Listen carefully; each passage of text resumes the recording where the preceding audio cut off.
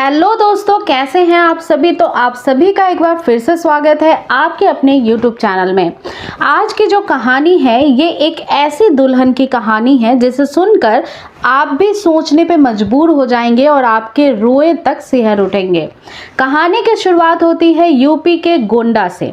UP के गोंडा में 27 दिसंबर 2023 को एक अजब गजब चोरी का मामला सामने आया।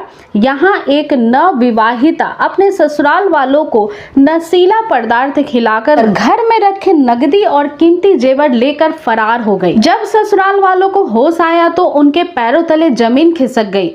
उन्होंने फौरन पुलिस में इसकी शिकायत दर्ज कराई। बाद में पुलिस ने आरोपी नवविवाहिता को अपनी गिरफ्त में ले लिया। उसके साथ 4 अन्य लोगों को भी गिरफ्तार कर लिया गया। मामला कुछ ऐसा हुआ कि गोरखपुर थाना क्षेत्र के निवासी ब्रिजभूषण पांडे की शादी नहीं हो रही थी। तब जोखू नाम के एक बिचौलिए ने लखीमपुर खीरी की शिवानी उर्फ गोमती देवी नाम की युवती से बीते 17 दिसंबर को धूमधाम से उसकी शादी करा दी। 21 दिसंबर को शादी वाले घर पर कुछ रीति रिवाजों से जुड़े कार्यक्रमों का आयोजन किया गया। इस कार्यक्रम में नवविवाहिता शिवानी का तथा कथित भाई और दूसरे साथी भी शामिल हुए। अगली रात शिवानी ने अपने पति और उसके परिजनों को खाने में नशीला पदार्थ खिलाकर बेहोश कर दिया। फिर अपने साथियों के साथ मिलकर शादी का सामान और लाखों रुपए के जेवर लेकर फरार हो गई। बाद में पुलिस ने लुटेरी दुल्हन समेत उनके साथियों को गिरफ्तार कर लिया।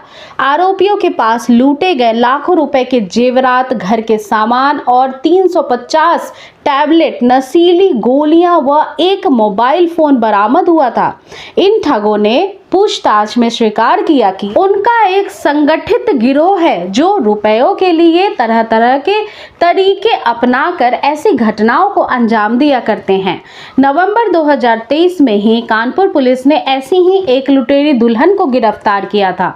उसने पहले पति को तलाक दिया, फिर उसने 2 युवकों से शादी की और उन्हें लाखों की चपत लगा दी थी। सातिर महिला के शिकार हुए तीसरे पति ने महिला की असलियत जानने के बाद पुलिस में शिकायत की।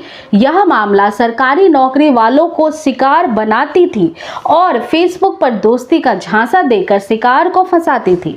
वह सरकारी नौकरी वाले युवकों को फंसाने के बाद उनसे शादी करती थी और शादी के बाद लूट का खेल शुरू हो जाता था। शादी के कुछ समय बाद वह अपने पति से पहले लाखों रुपए की डिमांड करती थी। ऐसा ही उसने तीसरे पति शिवम के साथ किया, मगर शिवम ने आर्थिक स्थिति का हवाला देकर उसकी मांग पूरी करने से इनकार कर दिया। तब उस महिला ने, जिसका नाम संगीता था, स्पाई कैमरे से शिवम के अश्लील वीडियो बनाए और रेप में फंसाने की धमकी देने लगी। इससे शिवम डर गया। शिवम को पता था कि संगीता पहले भी कुछ लोगों को शिकार बना चुकी है। उसने मामले की शिकायत पुलिस से की। जांच में सामने आया कि संगीता की पहले से शादी हो चुकी है। 2017 में आनंद बाबू नामक एक शख्स से उसकी शादी हुई थी। संगीता ने नपुंसक बताकर बिना तलाक के पति को छोड़ दिया था। उसके बाद से पैसों के लालच में वह सरकारी नौकरी पेशा वाले लोगों को शिकार बनाने लगी थी। फरवरी 2023 में अजमेर के रहने वाले अंकित की शादी गोरखपुर की रहने वाली गुड़िया से हुई थी।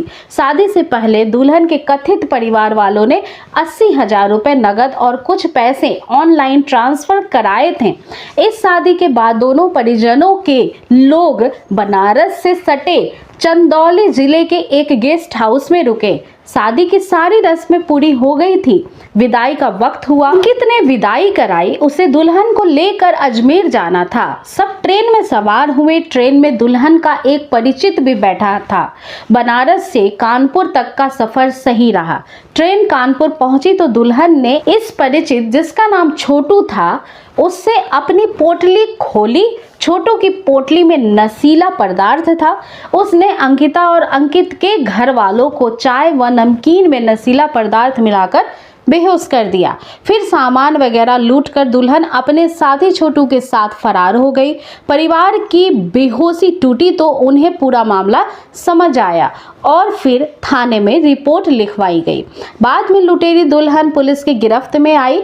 इस युवती को दुल्हन बनने का इतना शौक था कि वह हर महीने एक दूल्हे को फंसाकर उससे शादी करती थी और उसके बाद माल लेकर अपने साथियों के साथ फरार हो जाती थी। दिसंबर 2022 में जयपुर पुलिस ने भी दिल्ली से एक ऐसी लुटेरी दुल्हन को गिरफ्तार किया था जिसने जुलाई 2022 में शादी की थी। शादी के बदले में दूल्हे के परिवार से 3 लाख रुपए का डिमांड किया गया था। शादी के बाद एक हफ्ते बाद ही दुल्हन घर से गहने और 2 लाख रुपए लेकर फरार हो गई। पुलिस ने इस मामले में 2 लोगों को गिरफ्तार किया था जिनका काम ही शादी के नाम पर लोगों को ठगना था।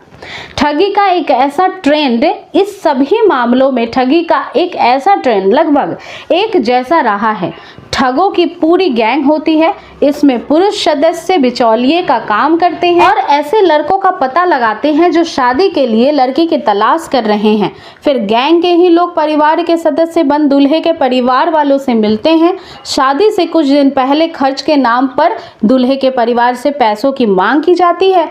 कुछ दिनों बाद ही दुल्हन नकदी और जेवर अपने साथ लेकर फरार हो जाती है।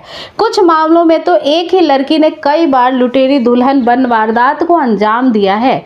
कई बार शादी वाले दिन ही जेवर लेकर दुल्हन भाग जाती है। तो दोस्तों, आज की कहानी का सुनाने का बस मेन मकसद ये है कि सतर्कता बहुत जरूरी है। शादी ब्याह ऐसा मामला है जिसमें 2 परिवार मिलते हैं, उनके बीच हमेशा के लिए एक रिश्ता बन जाता है। इस रिश्ते की डोर सोच समझ कर ही किसी के हाथों में देनी चाहिए। अचानक कभी इतने बड़े फैसले को नहीं लेना चाहिए, खासकर जब सामने वाला परिवार आपका परिचित नहीं है। पहले उस परिवार के बारे में एक दूसरे से खोज खबर लीजिए। इस परिवार और लड़की को भली भांति समझिए। जब तक सही आपको इंफॉर्मेशन ना मिले, शादी करने में जल्दी मत किया करिए। धोखे से बचना है तो सतर्कता बहुत ज़रूरी है। कोशिश तो यह करनी चाहिए कि किसी परिचित घर से ही रिश्ता जोड़े या ऐसे परिवार से जिसे आपका कोई जानने वाला पहले से जानता हो। व्यक्ति को परखिए, उसके बाद ही शादी के लिए हाँ बोलिए। और अभी शादी का मौसम बहुत ज़्यादा चल रहा है, काफ़ी सारी शादियां होने वाली हैं, तो थोड़ा संभल कर रिश्ता जोड़ें। अपने आप को भी सेफ रखें और अपने बच्चों को भी किसी भी षड्यंत्र का साजिश रचने वालों के फेरे से बचाए रखें। तो आज की कहानी का मेन मकसद था कि आप सुरक्षित रहें, सेफ रहें और अपने बच्चों को भी सुरक्षित रखें। इस कहानी का सुनाने का मेरा मकसद किसी भी व्यक्ति विशेष की भावनाओं को ठेस पहुंचाना बिल्कुल नहीं था। तो अगर आपको ऐसी कहानियां सुनना पसंद है तो आप रियल स्टोरीज को सुनने के लिए मेरे चैनल को सब्सक्राइब कर सकते हैं और इस वीडियो को लाइक शेयर करना बिल्कुल भी ना भूलें। मैं मिलती हूं अगली कहानी के साथ।